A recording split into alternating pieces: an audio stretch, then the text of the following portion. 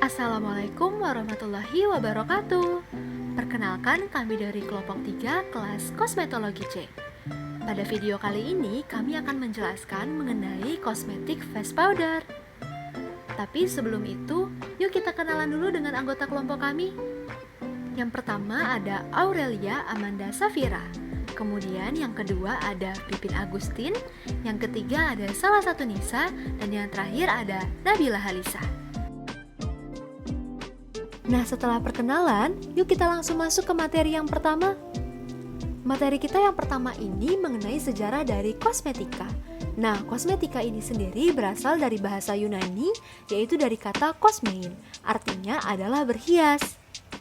Kosmetik menurut kegunaannya bagi kulit dibagi menjadi dua. Yang pertama, kosmetik perawatan kulit atau skincare kosmetik, dan yang kedua adalah kosmetik riasan atau dekoratif ataupun make up. Kosmetik perawatan kulit atau skincare kosmetik perlu untuk merawat kebersihan dan juga kesehatan kulit, termasuk di dalamnya yaitu kosmetik untuk membersihkan kulit, contohnya seperti cleanser, kemudian kosmetik untuk melembabkan kulit seperti moisturizer, dan kosmetik pelindung kulit, dan kosmetik untuk menipiskan atau mengamplas kulit, contohnya seperti peeling.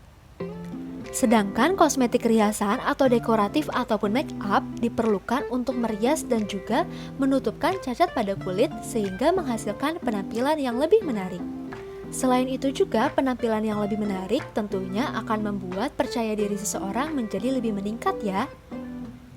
Nah, di dalam kosmetik riasan ini, peran zat warna dan zat pewangi sangatlah besar.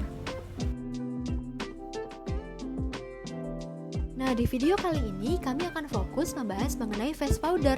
Kalian udah tahu belum sih face powder itu apa? Jadi, bedak ataupun face powder adalah jenis kosmetik yang telah digunakan sejak lama untuk membuat wajah agar lebih menarik serta menutupi bintik-bintik dan juga noda. Nah, seiring perkembangan zaman, tujuan utama dari bedak kini dapat menghapus kilau minyak karena keringat dan sebum dan juga menjaga riasan serta dapat bertahan lebih lama.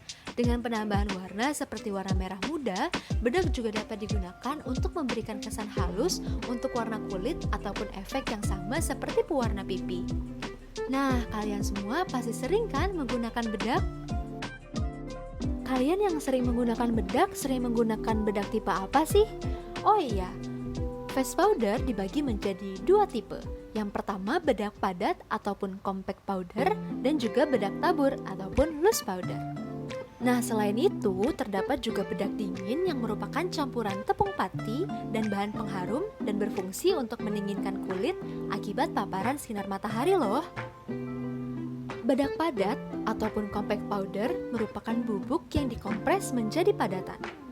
Untuk yang sering pakai bedak, pasti udah tahu dong cara mengaplikasikannya. Yap, benar sekali dengan menggunakan spons bedak. Bentuknya yang padat membuat bedak jenis ini tidak mudah tumpah sehingga praktis dibawa kemanapun. Selain itu, bahan-bahan yang terkandung di dalamnya juga membuat bedak jenis padat ini cepat menyerap sekaligus mengurangi minyak. Bedak tabur adalah bedak kering yang hampir semua bahan bakunya terbuat dari serbuk bahan bedak. Pengaplikasian bedak tabur dengan menggunakan puff dan harus tersebar merata. Pembuatan bedak tabur cukup mudah, yaitu dengan cara mencampurkan bahan bedak dan pigmen dengan blender sampai homogen. Lalu dilakukan pengayakan bedak untuk mencapai ukuran yang ditentukan.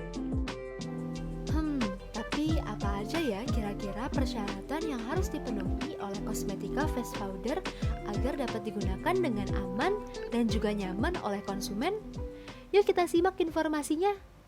Nah, menurut literatur Daru et al. Tahun 2019, persyaratan yang harus dipenuhi oleh kosmetika face powder yang pertama, bedak tabur bentuknya serbuk lembut dan juga sedikit dingin.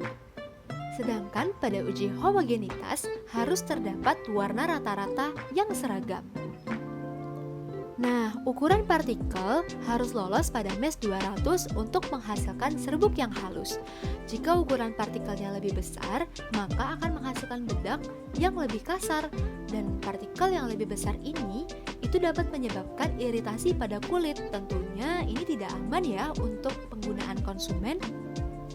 Nah, yang terakhir, pH yang harus dipenuhi oleh Cosmetica Face Powder adalah standar dengan pH kulit wajah kita, yaitu dari rentang 4,5 sampai dengan 6. Nah, tadi kita udah bahas nih mengenai persyaratan dari Cosmetic Face Powder. Selanjutnya, tujuannya sebenarnya apa sih dari penggunaan face powder?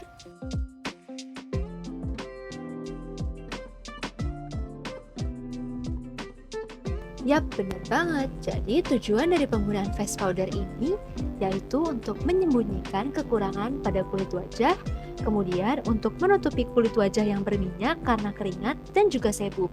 Selain itu juga untuk menutupi bintik hitam pada wajah.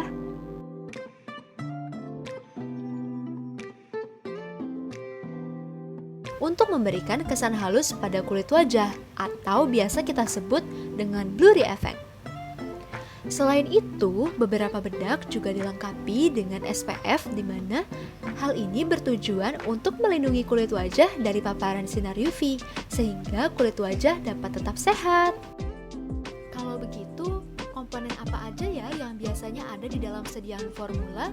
Yuk kita cari tahu. Nah, yang pertama udah pasti ada bahan dasar ya teman-teman. Jadi bahan dasar ini digunakan sebagai komponen utama di dalam komponen sediaan formula face powder. Contohnya seperti ada golongan silikat, golongan karbonat, golongan oksida logam, golongan polisakarida, dan juga golongan garam logam asam organik. Nah, selain itu, di dalam sediaan formula face powder, kita juga butuh komponen bahan pengkilat. Bahan pengkilat ini gunanya adalah untuk memberikan efek mengkilat bagi pemakainya. Contohnya seperti guanin, bismut oksiklorida, dan juga serbuk mutiara. Nah, gak cuma bahan dasar dan bahan pengkilat aja nih. Di dalam face powder, kita juga butuh yang namanya bahan pewarna. Bahan pewarna ini ditambahkan untuk memberikan kesesuaian warna pada produsen agar merata pada jenis kulit tertentu. Namun, kadar penggunaannya harus disesuaikan dengan kadar yang diizinkan oleh Badan POM. Nah, jumlah yang diizinkan oleh Badan POM untuk bahan pewarna adalah 1 sampai dengan 5%. Nah, tidak lupa juga nih, di dalam sediaan formula face powder, kita juga menambahkan komponen bahan pewangi. Tapi ada beberapa syarat yang harus dipenuhi oleh bahan pewangi ini. Yang pertama, tidak boleh merangsang kulit. Kemudian, yang kedua, stabil pada media yang sedikit alkalis. Yang ketiga, tidak teroksidasi. Yang keempat, tidak mudah menguap. Nah, selain itu, kadar yang diperbolehkan untuk bahan pewangi di dalam komponen sediaan formula face powder adalah 0,2 sampai dengan 1% ya teman-teman.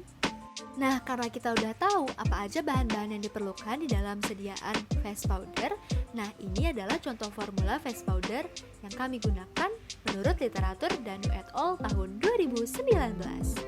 Teman-teman bisa lihat kan di sini kalau semua komponennya sesuai dengan yang tadi telah kita beritahukan. Yuk kita lanjut ke informasi selanjutnya. Efek samping penggunaan bedak. Formulasi bedak padat diantaranya mengandung bahan komedogenik yang memiliki bahan dasar minyak mineral isopropil miristat dan turunan lanonim. Pori-pori dihubungkan dengan kelenjar sebasea yang menghasilkan sebum melalui folikel yang terbentuk kanal sempit. Jika pori-pori maupun folikel mengalami oklusi akibat penggunaan bedak padat, maka akan terjadi akumulasi sebum di bawah kulit. Akumulasi sebum akan menyebabkan bakteri-bakteri pada kulit tumbuh dengan cepat.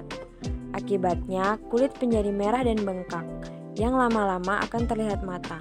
Jika kejadian ini terus berulang, maka akan timbul akne vulgaris. Nah, tentunya di dalam sediaan kita perlu melakukan evaluasi nih teman-teman untuk mengetahui apakah sediaan yang kita hasilkan itu sudah sesuai dengan persyaratan yang ditentukan. Nah, evaluasi dari face powder ini yang pertama adalah uji organoleptik. Nah, uji organoleptik ini secara visual ya kita mengamatinya. Jadi kita harus bisa melihat warna, bau, dan bentuk fisiknya harus sesuai dengan standar yang telah ditetapkan. Nah, yang kedua adalah pemeriksaan homogenitas.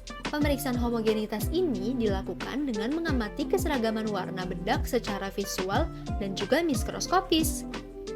Nah, selanjutnya evaluasi distribusi ukuran partikel. Khusus untuk bedak tabur dilakukan dengan cara pengayakan menggunakan ayakan bertingkat mulai dari 40, 50, 80, 100, 120, 170, dan juga 200. Nah, pengayakan dilakukan dengan kecepatan 147 sampai dengan 161 rpm selama 1 menit. Untuk bobot serbuk yang tertinggal pada setiap nomor ayakan, kemudian harus ditimbang dan dihitung diameter rata-rata partikelnya. Nah, untuk uji pH, kita akan menggunakan pH indikator, di mana formulasi bedak diambil sedikit, kemudian diencerkan menggunakan Aquades. Oh iya, persyaratan yang harus dipenuhi oleh pH pada face powder adalah 4,5 sampai dengan 6. Nah, yang gak kalah penting nih, yaitu uji iritasi sediaan. Uji iritasi ini menggunakan teknik patch test ya. Dilakukan dengan cara mengoleskan formula pada punggung tangan sukarelawan seluas 2,5 cm kuadrat. Kemudian dilakukan selama 3 hari berturut-turut dan diamati gejala yang timbul. Nah, pada umumnya iritasi itu ditunjukkan dengan adanya reaksi setelah pelekatan ataupun iritasi primer. Selain itu, ada pun iritasi yang timbul setelah beberapa jam pelekatan yang dinamakan dengan iritasi sekunder. Nah, untuk iritasi sekunder ini diberikan tanda plus-plus ya.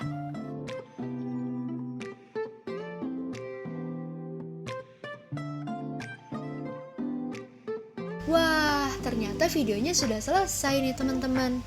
Kalau sudah selesai begini, berarti kalian telah mendapatkan informasi yang sangat banyak seputar face powder. Kalian sudah tahu mengenai tipe-tipe dari face powder, kemudian kalian juga sudah tahu evaluasinya, kemudian contoh formulanya, tujuannya. Wah, banyak sekali ya.